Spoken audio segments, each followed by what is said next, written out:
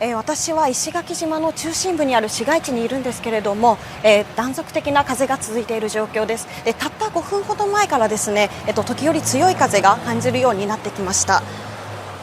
私は午前中から市街地を中心に取材を行ってきましたが、最初快晴だった天気も午後から徐々に雲が増え、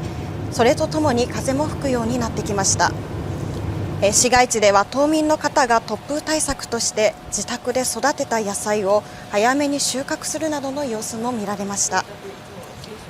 この家では以前大きな台風で2メートル以上もある雨戸が風で飛んだこともあるということで、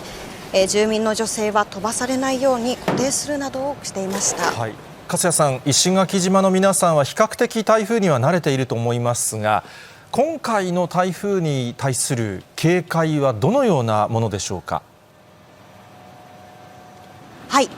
今日多くの島民の方にお話を伺ったんですけれども、2015年に最大瞬間風速71メートルを記録して大きな被害を出した台風15号を思い出す方も多くいらっしゃいまして、今回の台風は外に出られる状態じゃない、すごく怖いなどと、皆さん、台風に対して、危機感を強めている印象を普段の台風よりも危機感を強めている印象を受けました。以上、中継でした。